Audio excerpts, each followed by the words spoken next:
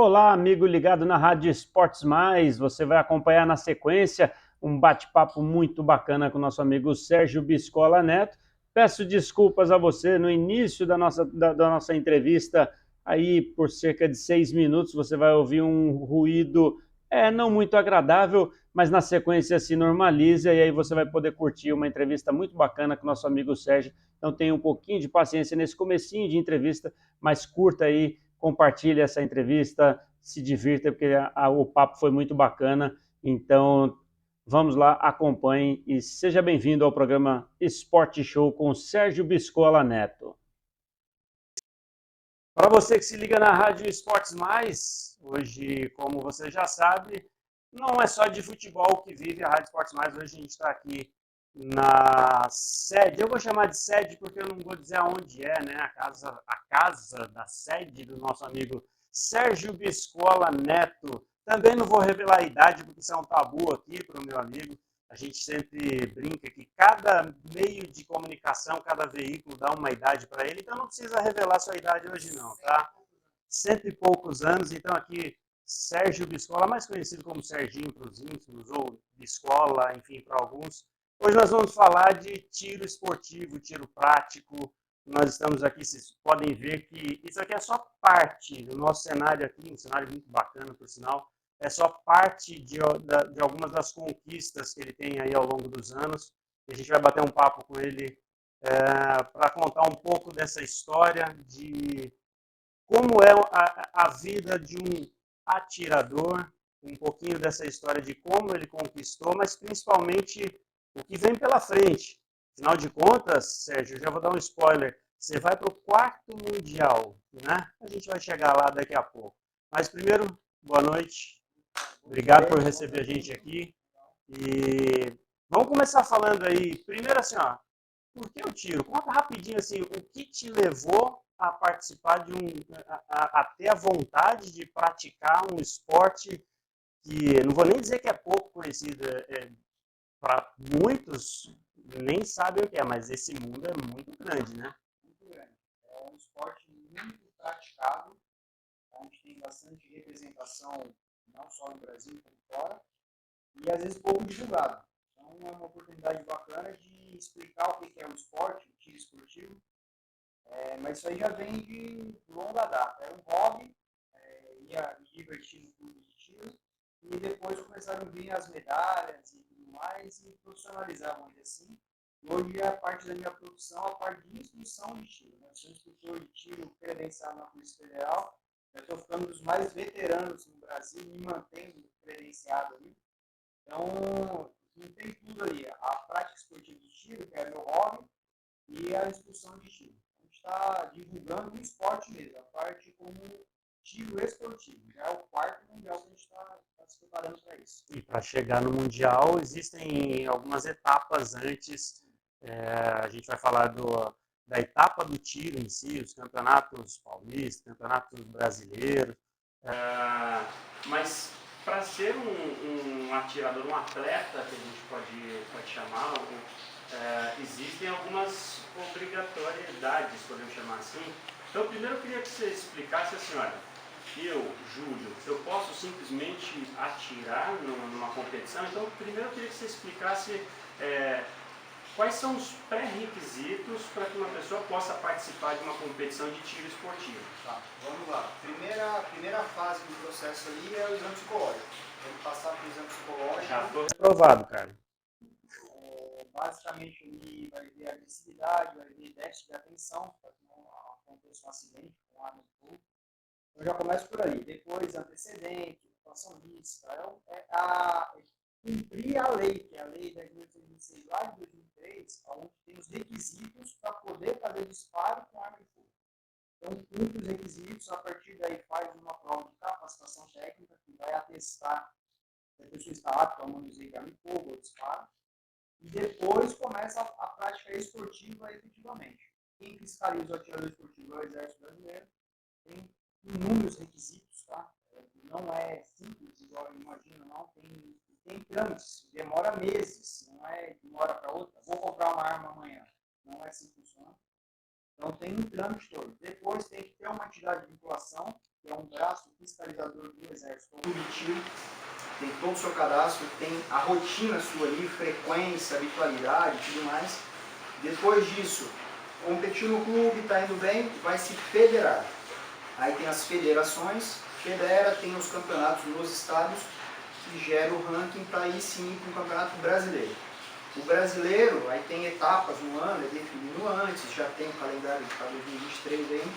Então, aí você sim vai participar de brasileiro. O brasileiro que você vai ranquear, montar a equipe para poder representar o Brasil nos campeonatos mundiais, que também são sempre bem prévios, né? Já monta a equipe para poder estruturar a equipe, para poder treinar, para poder estar interagindo para ir com uma equipe forte para o mundial. Tem todo um processo que vai desde o credenciamento, a gente pode chamar assim, né, de você se credenciar a ser um atirador.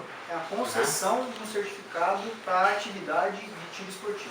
Isso, e aí é muito bom lembrar, né, você tocou no ponto de, desde o exame psicológico, e é bom também lembrar, né, Sérgio, que você ser um atirador, você tem um documento, e aí eu queria que você comentasse aqui o nome.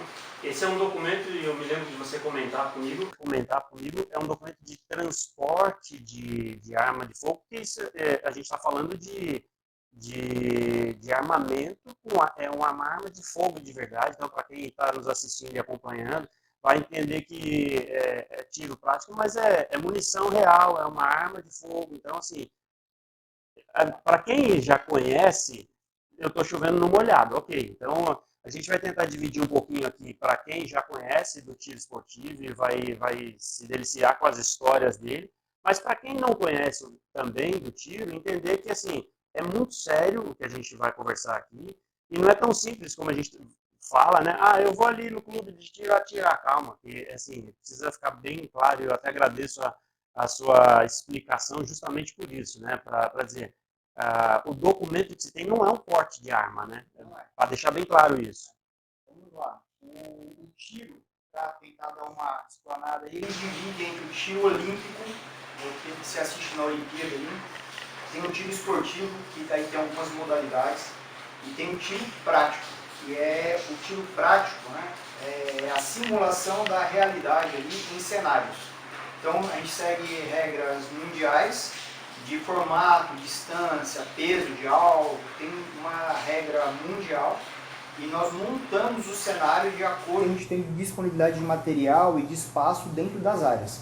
Por isso que o bacana é que vai rodando o Brasil mesmo. Eu brinco aí que o Brasil já ficou pequeno pra gente, falta poucas cidades para atirar do Brasil, onde tem os clubes de tiro, eles sediam as etapas e montam o cenário. E é com arma real, é com simulação real. Antigamente confundia ali com tiro policial e tal, por causa da situação de reféns e tudo mais. Mas como ele ficou ali, vamos dizer, politicamente correto, então não tem alvo silhueta humanoide, nada disso. São alvos redondos, tal, algo que requer mais precisão e tudo mais. Então, a qualquer lugar do mundo que eu for atirar, os cenários vai simular a mesma coisa que eu atiro aqui no Brasil. Então, monta-se um cenário e o que é o bacana do tiro prático? Ele exige o máximo da arma, da munição e do atirador. Então, é um conjunto, né? Então, ali, em geral, a gente brinca aí que todo mundo acerta tudo e ganha o mais rápido. Então, você tem que ter a velocidade. E a velocidade é o que influencia aí na tomada de decisão, onde atirar, onde não atirar, deslocamento e tudo mais. Então, para chegar nesse nível, você tem que ter passado muito tempo treinando. O que eu falo que, infelizmente, hoje está se perdendo no caminho, que as pessoas têm ido atirar e não estão indo lá praticar. Então, aonde que está o erro? Pular algumas fases do treinamento, que é, em primeiro lugar, segurança. Aí o manuseio. Opa, peraí, repete, você falou segurança e segurança, são os 3 primeiros itens. Muito sério isso, Boa. estamos se perdendo aí no caminho. Então, primeira coisa, entender o funcionamento, que é a conduta no stand, é o manuseio com a arma de fogo, e aí o disparo. Só depois você atira, depois você já souber tudo isso, aí você dispara a arma. As pessoas estão invertendo, estão chegando, dando tiro lá, sem aproveitamento nenhum. Então, depois disso, que você já está fazendo o disparo, aí você vai treinar precisão. Aí você vai melhorar ali sua precisão no tiro. A performance mesmo. Depois da precisão, você começa por velocidade. Então já está preciso, aí você começa um pouco mais rápido. E só muito tempo depois que você vai para o deslocamento com a arma de fogo, que é realmente andar, o controle de gatilho, que você vai juntar tudo que você já aprendeu e já treinou bastante. Então hoje a gente está com bastante dificuldade com isso, tá? Na hora que a gente está dando os cursos de tiro ali, as pessoas chegam ali, às vezes ansiosas para atirar, disparar e tal, e estão esquecendo essa parte da conduta, do manuseio, das regras de segurança. Bastante complicada essa fase que a gente está, justamente por causa desse AUE todo.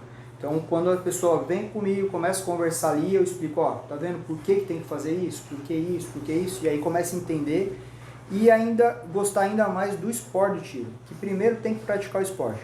Todo mundo relaciona a arma ali com violência, com a defesa, tal, não é ideia nossa, a ideia é, primeiro esporte de tiro, quando estiver bem, aí pode vir a pensar nessa possibilidade. Por isso que o atirador esportivo ele tem um porte de trânsito que é para o deslocamento e stand de tiro no Brasil.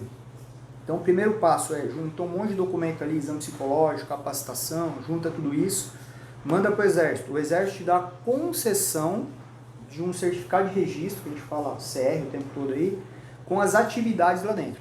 E aí vai ter lá as atividades que você pretende ter. Depois disso você pode adquirir o equipamento esportivo. E depois que você tiver o equipamento, pede-se essa guia de porte de trânsito para poder ir até o clube treinar. Então, meio que se perdeu ali essa sequência.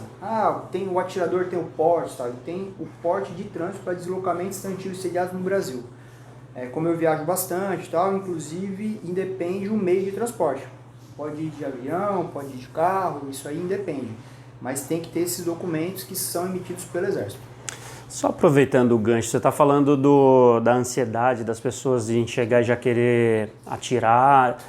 Dá para pensar em dividir talvez os grupos, aqueles que querem utilizar como tiro prático de fato e talvez algumas pessoas que estejam utilizando mais como uma válvula de escape, gostar de tiro, mas não como a linha de tiro esportivo propriamente dito, de talvez procurar o clube para eu quero somente atirar e não competir. Isso tem esse tipo de linhas de pessoas ou não?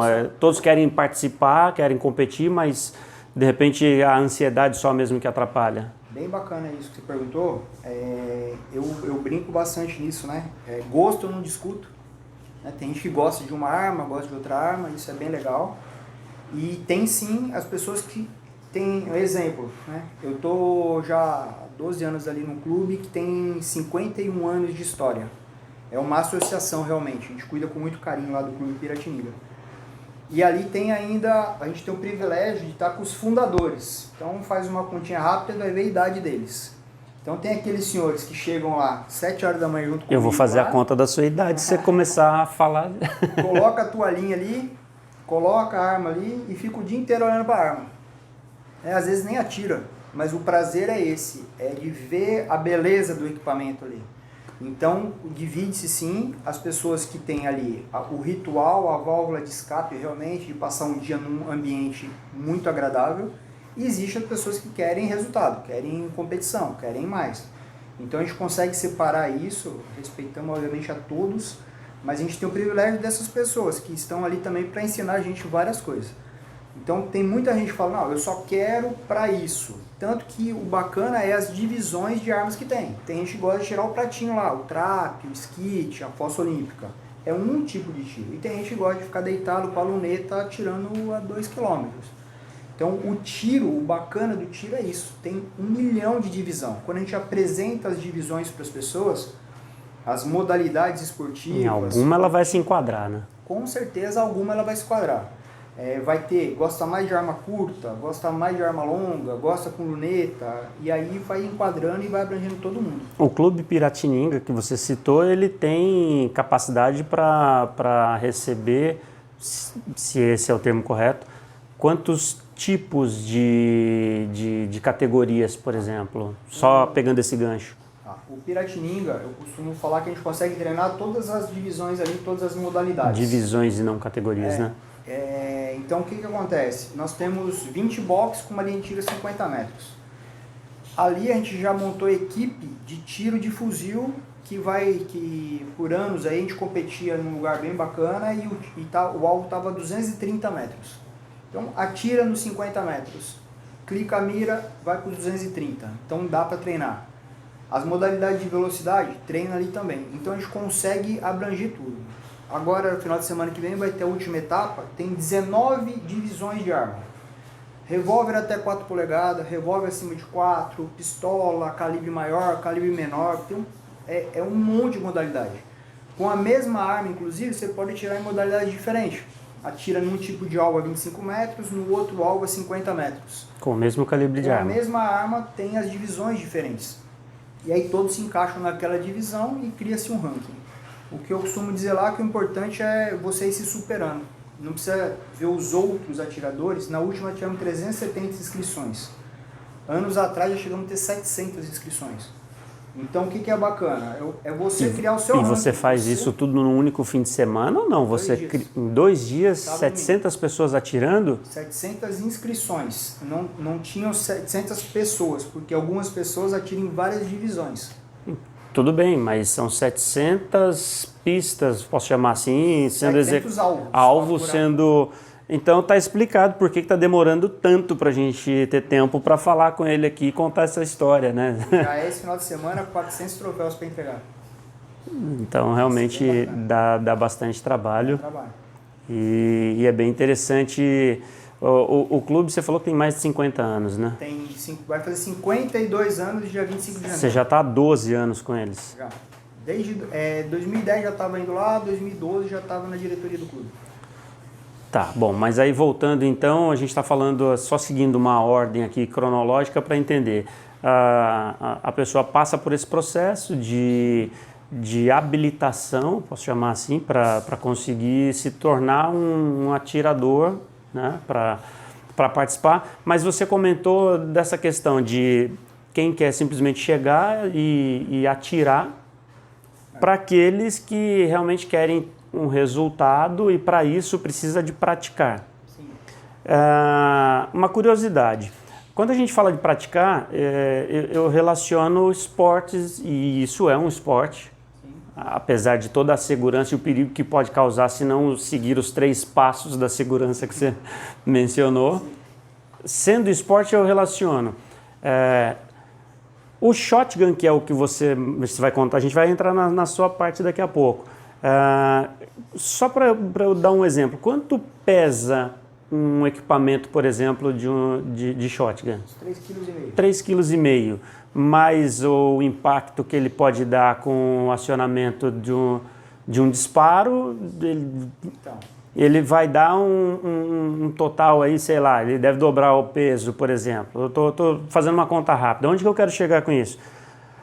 Não deve ser só treino, prática do tiro em si. A pessoa precisa, eu imagino que quem quer praticar como atleta deve também ter que praticar uma atividade física para suportar tempo de jornada de uma competição, esses 2 dias de tiro, o peso do equipamento.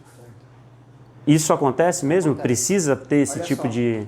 Agora, no final de semana passado, nós finalizamos a temporada, né? E teve o ranking que montou a equipe que nós vamos para o campeonato mundial agora, representando o Brasil. Entre as coisas que nós vamos nos dedicar ainda mais é justamente ao condicionamento físico. O que aconteceu? Com a evolução dos anos, eu participei do Mundial em 2012 na Hungria. Foi uma situação. 2015, na Itália, foi bem diferente. Agora, no último que nós tivemos, que foi na França, já o físico, lembra ali que eu falei? A gente elimina as coisas. Eliminar o quê? Uma arma. Eu tenho uma arma bacana, certo? A arma tem que sobrar, a gente fala. A gente não pode ficar esperando ela funcionar, ela tem que estar sobrando. Munição a gente já sabe o que tem que fazer. E aí falta o atleta, o atirador. Então, isso junta um monte de coisa. Inclusive, obviamente, a parte psicológica, que é aquela situação de sentir o peso da camisa ali, que você está no Mundial e o psicológico não funcionar. Então, a conversa que nós tivemos com a equipe é justamente isso, dedicar ainda mais ao condicionamento físico para chegar todo mundo lá bem, Só para ter uma ideia, Júlio, o campeonato ele é mais preciso no tempo do que um pit stop de Fórmula 1. Eu faço essa comparação, você vê ali o pit stop da Fórmula 1, o carro parou ali, aqueles segundos, o campeonato é isso. É impressionante o nível que o Brasil chegou e que o mundo subiu nessa parte. Tenho exemplos aí lá em Juiz de Fora, os 7 primeiros colocados fizeram um cenário gigante, todos com 17 segundos, vírgula alguma coisa. Então 17,02, 17, eu fiz 17,06. Frações de segundos para diferenciar entre um e outro. Menos do que um segundo, e eu fiquei no ranking em 6º lugar. Todo mundo embolado ali. Então assim, o condicionamento físico muda tudo. Então é um conjunto mesmo, né? É precisão, potência e velocidade. Esse conjunto que pesa mesmo. Então tudo isso daí influencia. E a parte psicológica. Eu já tenho inúmeros casos aí de situação assim. Você está psicologicamente abalado, não enxerga o algo na sua frente. Então isso daí é muito sério. A pressão de estar longe e tal. O campeonato mundial são 6 dias de tiro. Um dia você vai acordar mal. Você dormiu mal, acordou mal. E vai influenciar no seu resultado com certeza. Então são 6 dias, bem pesado. Isso é bem interessante. Então a gente está falando aí de documentação, a gente está falando de treino, a gente está falando de treino, seja o prático, seja a condição física, né, a mental. Então, assim, não é tão simples o atirar como a gente está falando, né? Mas enfim, a gente vai agora, acho que está nessa linha do tempo, está entendendo como é que funciona o ser um atirador, né? Falando de competição, mas a gente vai mudar um pouquinho o rumo da nossa conversa aqui, porque também a gente precisa entender um pouco. Eu vou pedir para a Carla filmar aqui, a gente vai mostrando aí para você que está nos assistindo. Mostra aqui, Carla, essa parede ali, só para a gente ter uma noção. Ele estava mostrando para a gente aqui de que não cabe, né? Você vai precisar consertar essa sua parede aí, porque tá faltando espaço aqui na sua prateleira, né? Tá meio esquisito aí, viu, cara? Se for para contar a história de cada uma dessas medalhas aí, vai tempo, né? A gente vai ficar horas aqui conversando, mas eu acho que não vai ser o caso hoje não, né? Tem as preferidas aí, tem as que a gente trabalhou um pouco mais para conquistar, teve as que foi para unificar título mesmo, então cada situação aí tem uma história bacana por trás disso daí, sim.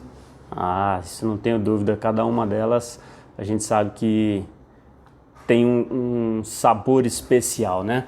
Bom, mas vamos falar um pouquinho da sua trajetória. E aí, falando um pouquinho da sua história, Sérgio, a gente está seguindo essa linha do tempo.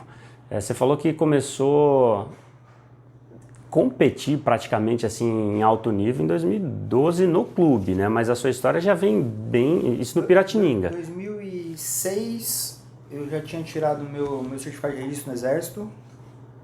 Em 2007 já foram as primeiras medalhas, isso Campeonato Paulista. Já competindo na Federação Paulista de Prático. Depois, 2012, foi quando eu me dediquei e aí eu já ganhei o primeiro título no Brasil mesmo. Fiquei campeão brasileiro a primeira vez. Em 2012 já teve o primeiro título nacional. Sim, eu atirava de rifle, né, e com lever action na divisão Open e no shotgun standard. Então eu atirei já ganhei com as duas armas. E aí fui mantendo. Já participei do Mundial na Hungria, em 2012 também.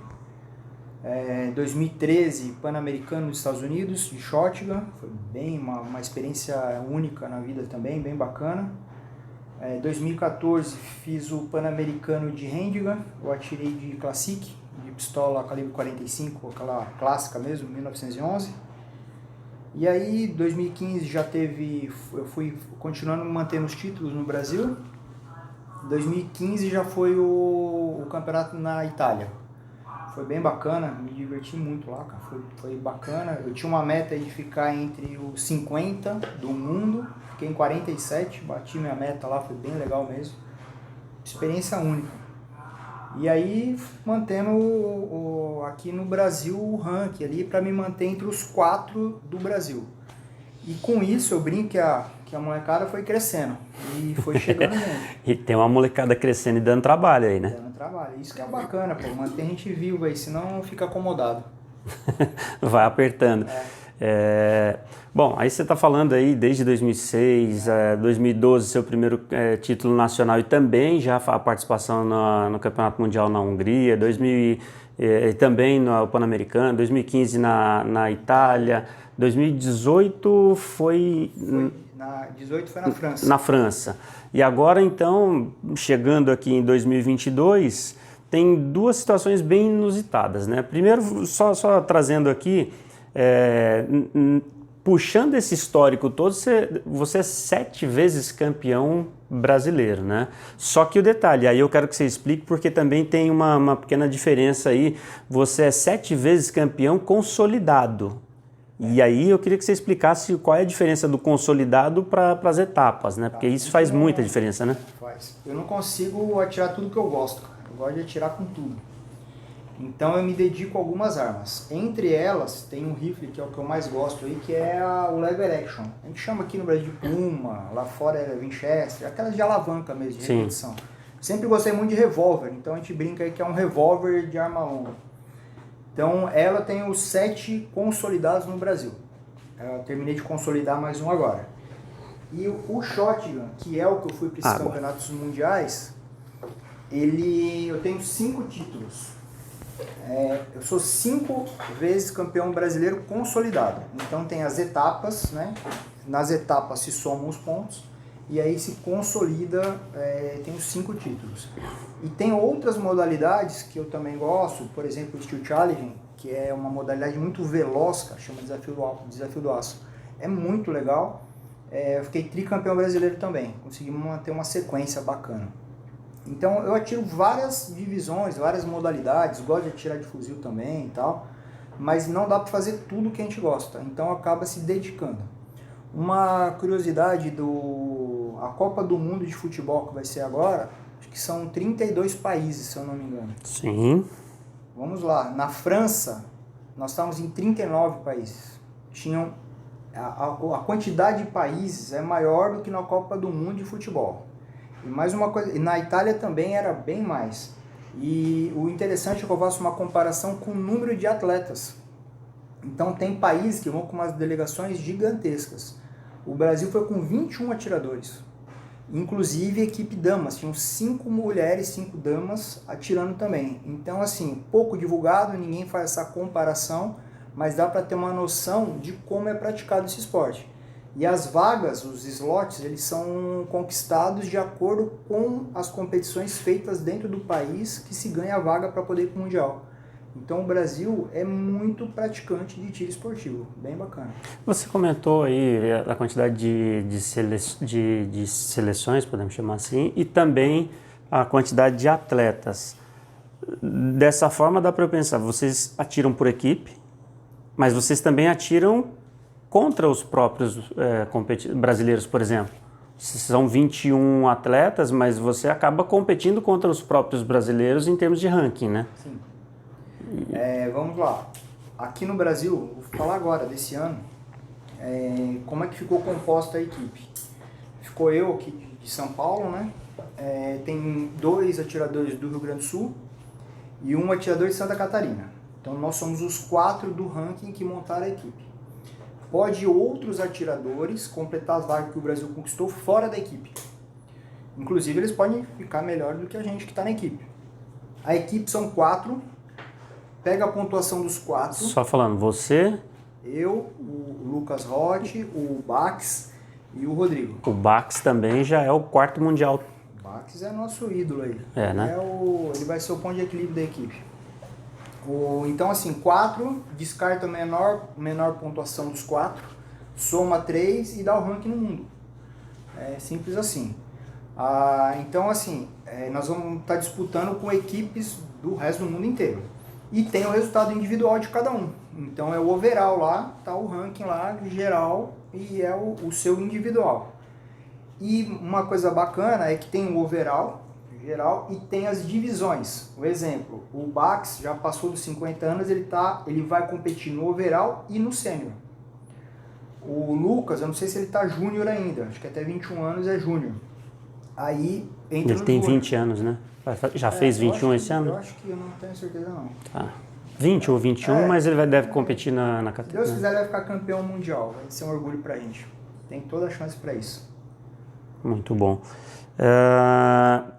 Bom, aí a gente falando até de como vocês conquistaram essa vaga, e aí entra na curiosidade que eu estava chegando até você. A gente está dizendo aqui, vocês tiveram as 3 etapas, né? Juiz de Fora, Formosa, em Goiás, e também agora em Atibaia. Essas etapas credenciaram, por exemplo, você a conquistar uma das vagas para o Mundial. Só que aí volta naquilo que a gente estava falando ali de preparação mental, de preparação técnica, mas aí eu queria entender a preparação física.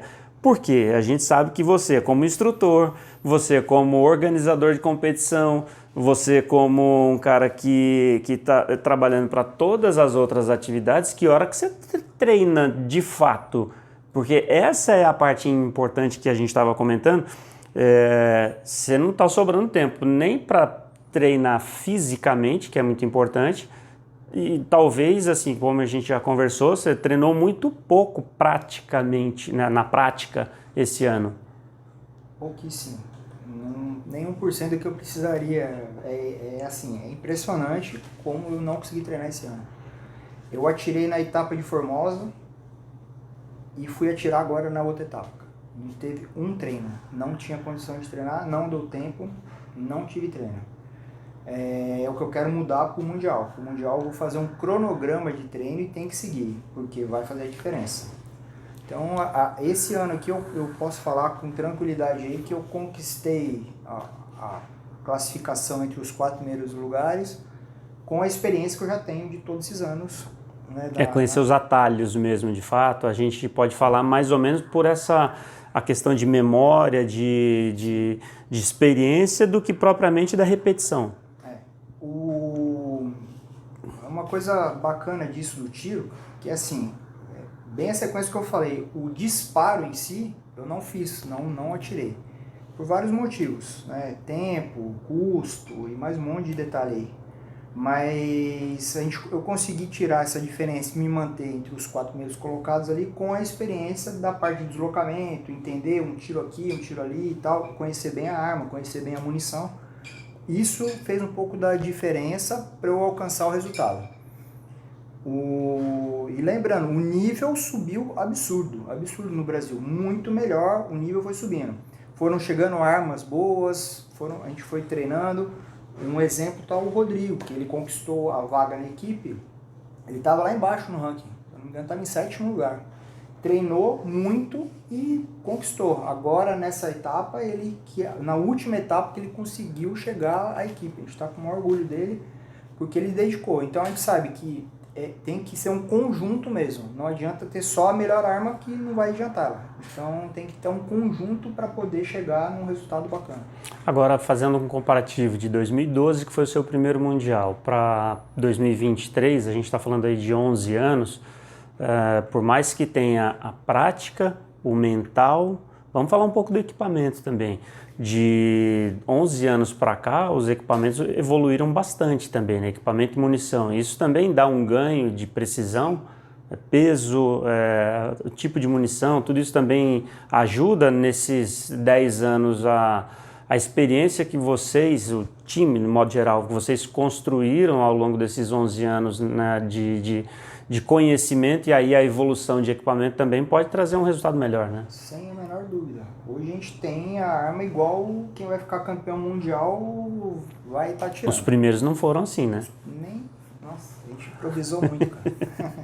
Só a gente sabe o que a gente já improvisou de arma. Então, esse ano a gente já está com essa preparação antes, já estamos nos preparando inclusive até com arma de backup mesmo, que como é um mecânico pode dar algum problema. Então a gente já está pensando em tudo isso, com essa antecedência. Para os outros mundiais e tudo mais, por toda essa longa história, a gente às vezes faltava meses para saber se ia conseguir ou não, né? Agora a gente já tem essa meta, esse foco adiante para se preparar mesmo. Então a ideia é o Brasil sempre aí, né, improvisando, se virando e conquistando, cara. A gente não passa vergonha no mundo não, a gente vai bem. Quando vai ser esse Mundial no ano que vem? Que mês? É novembro de 2023. Então tem um ano aí de preparação. Que passa voando, né? Que passa voando. Mas aí você está falando de preparação de logística, preparação de treino. Uma outra coisa, a alimentação influencia também só no dia da competição? Ou não, isso também influencia junto com a questão física, como a gente estava falando de treinamento, você precisa também ter uma alimentação diferente, ou isso não vai fazer diferença não? Só no dia mesmo de não passar mal, de não ter um negócio ali, se alimentar e não baixar a pressão e aí ficar tremendo na hora da competição? Como... É muito relativo a cada pessoa, né? Eu procuro não sofrer muito por antecipação, não, senão a gente vai ficar maluco aí tentando. Então, assim, tem que estar bem fisicamente, obviamente, tem que estar em forma ali, mas não dá para manter essa regra por muito tempo. Se eu começar a pensar já nisso para um ano, acho que não vai ser mais prejudicial. Então, obviamente que durante o campeonato, não adianta você ir lá na hora do almoço e encher o prato, né, cara? Porque daí você não vai correr mesmo no próximo cenário. Que é um dos problemas que eu tenho hoje, cara, curiosamente. Aí eu falo que o melhor que eu tenho é a parte psicológica. Mas agora uma curiosidade que é o seguinte. Anos de preparação para ir para um campeonato mundial, 6 dias de competição, uma pancada de tiro ali, um monte de alvo, mas tudo acaba se resumindo em minutos. Então imagina que um cenário, o mais tempo que vai gastar vai ser 40 segundos no cenário. Isso, e a maioria dos cenários são de 3, 4 segundos no cenário. Então você prepara tudo isso para ter 4 segundos. É quase que um reflexo. É quase que um reflexo. É bem bacana, bem bacana.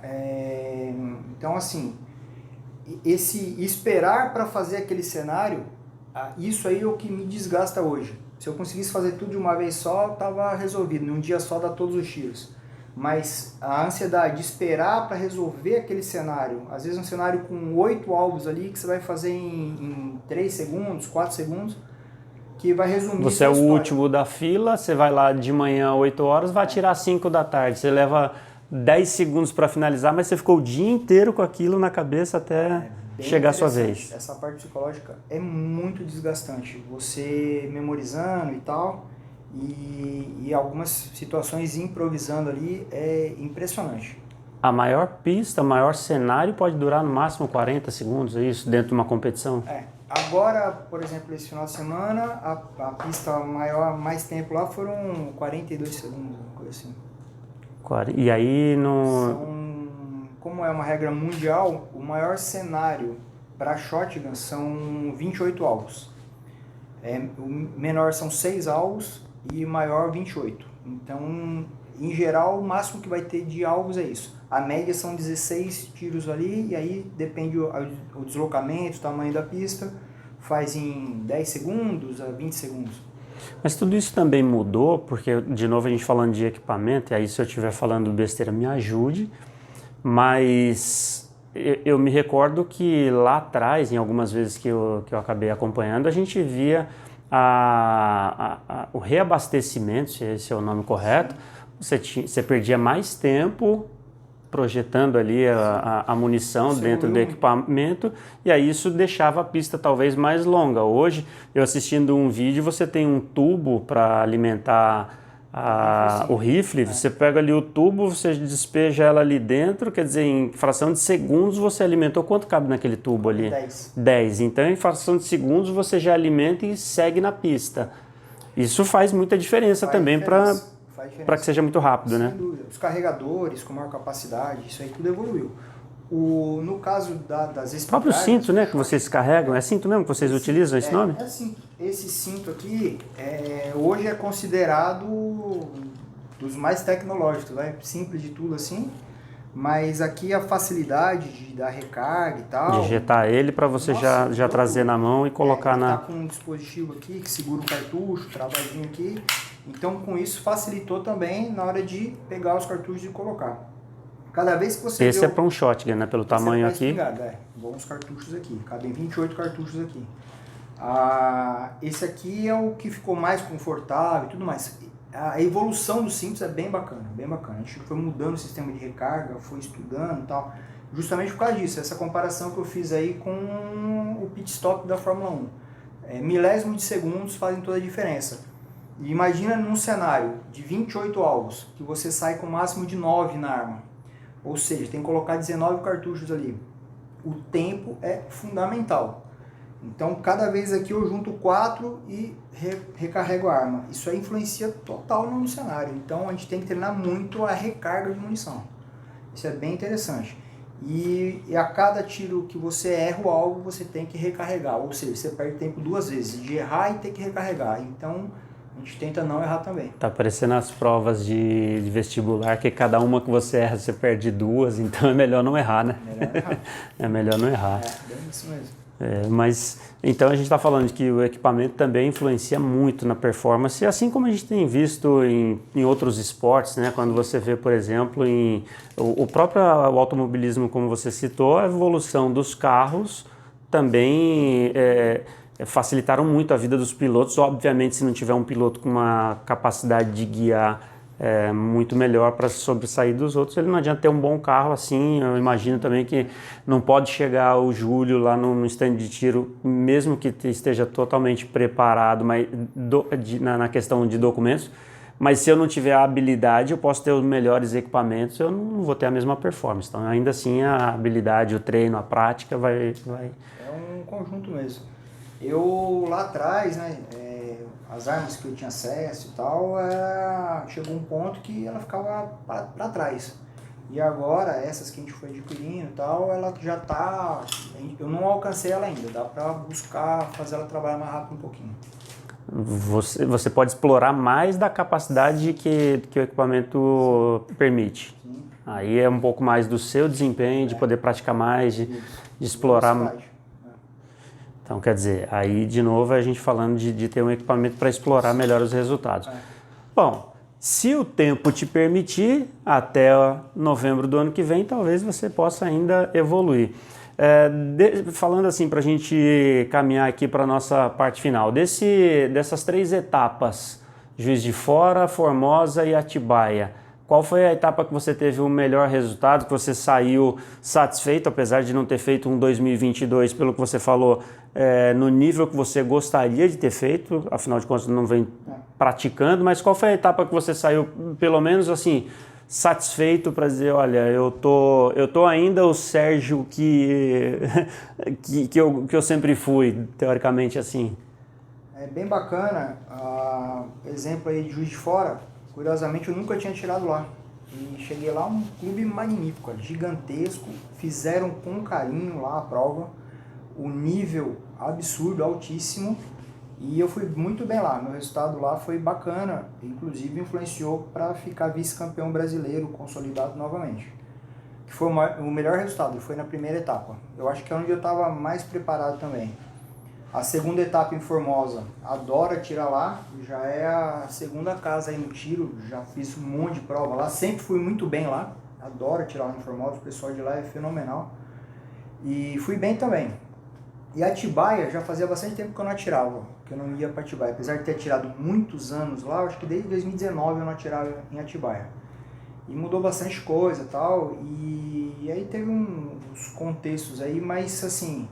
Eu cumpri a meta, que era ficar ali entre os 4 e me mantive vice-campeão, perdendo pro Lucas, que é um orgulho aí, é o menino que tá nos enchendo de orgulho aí, chegou agora, acho que tá com 21 anos aí, e o moleque tá arrebentando mesmo.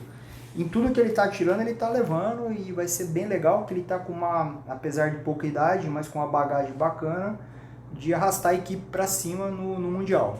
Então vai ser bacana. Eu brinco aí, eu falo que ganhar é fácil, difícil é manter, né? Eu ganhei por 5 anos, agora eu tô me mantendo vice, né?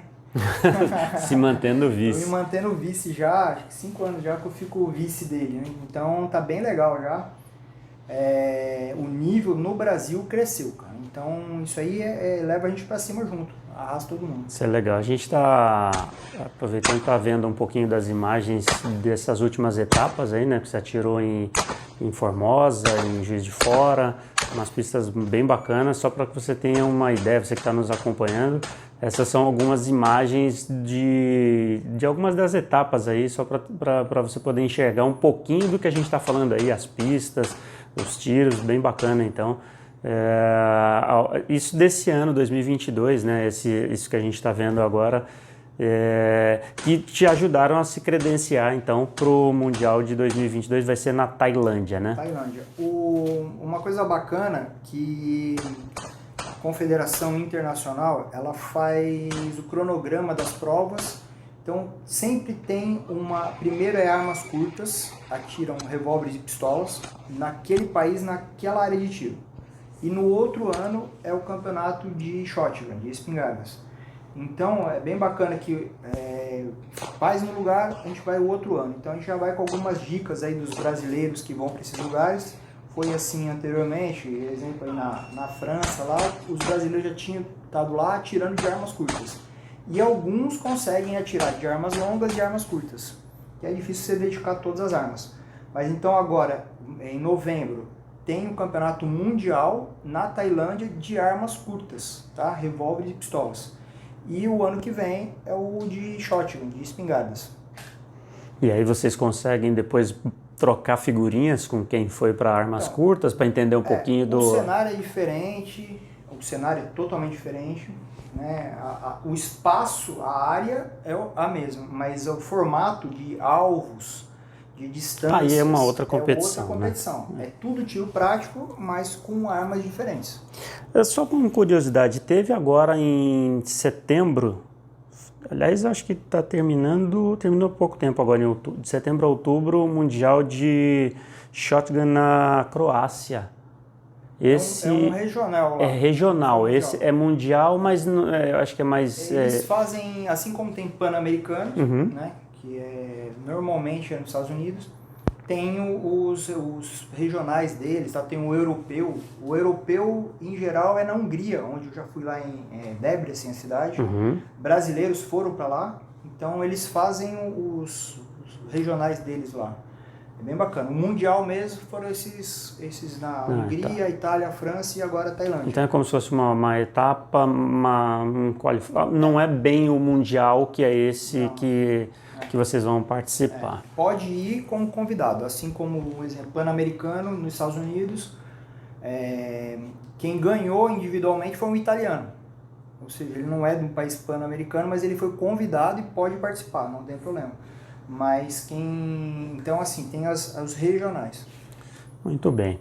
Bom, tá aqui Sérgio Biscola Neto, atirador, instrutor, que mais que eu posso colocar no currículo aqui? Campeão brasileiro, enfim, eu não vou falar dos títulos, mas assim, principalmente atirador e instrutor, que eu acho que são as duas atividades que concorrem paralelamente, mas assim, podemos bater um papo com ele, falar um pouco dessa atividade muito bacana, que, detalhe, não é barato, né, Sérgio? Assim, para se manter como atleta, tem um custo altíssimo, inclusive, a gente sabe disso, mas assim, obrigado por nos receber aqui, para bater um papo, falar um pouco desse seu esporte aqui, que é muito bacana, e para você que nos assiste, lógico, deixe seu like, compartilhe esse vídeo, comente aí se você gostou ou não.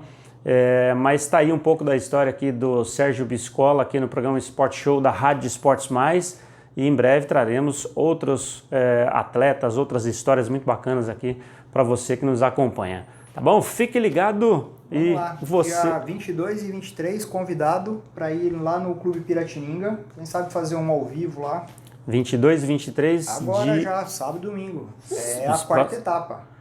Quarta etapa do Campeonato Brasileiro. Campeonato do Piratininga. É um CPT Nacional Open.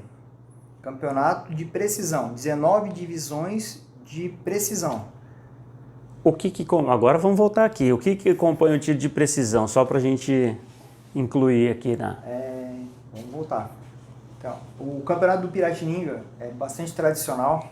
Eu organizo já há alguns anos. Eu fui agregando divisões de armas para que todos atirem com as armas que gostam de atirar.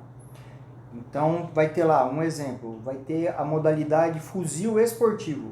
Então ele vai estar apoiado na bancada, atirando com a luneta no alvo bem pequenininho.